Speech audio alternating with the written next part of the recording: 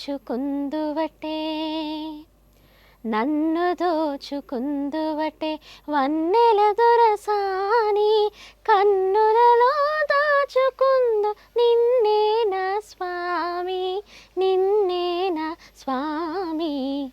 ఈ పాట 1955లో విడుదలైన తెలుగు చిత్రం గులేబ కవాలి కథలోని ఒక అద్భుతమైన మరియు ప్రజాదరణ పొందిన గీతం. ఇది ఆ కాలానికి రొమాంటిక్ మెలోడీగా నిలిచింది. దీని సాహిత్యం, సంగీతం మరియు విజువల్స్ అన్ని కలిపి ప్రేక్షకులను ఆకట్టుకున్నాయి. మృదుల రాఘవచార్య గారు రాసిన ఈ గీతం తన కవితాత్మకతో హృదయాలను గెలుచుకుంది. ఘంటసాల గారి సంగీతం పాటకు మధురమైన టచ్ ఇచ్చింది. ఘంటసాల మరియు జమున రాణి ఈ పాటను పాడారు. ఇది మరింత భావోద్వేగపూర్ణంగా వినిపిస్తుంది. ఈ పాటకు ఎన్టీఆర్ జమున అభినయం మరో మెట్టెక్కేలా చేసింది.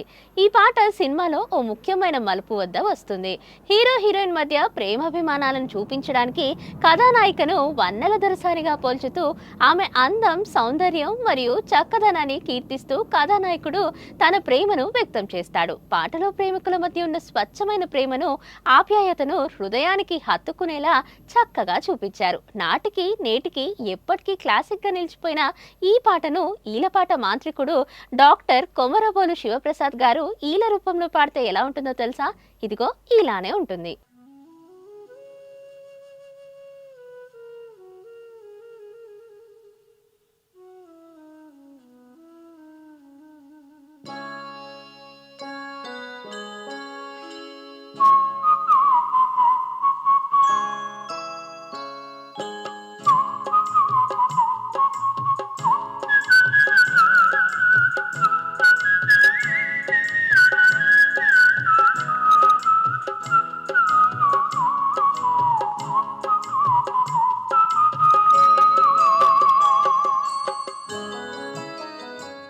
Please subscribe to the channel and download the Politicos app from the links in the description.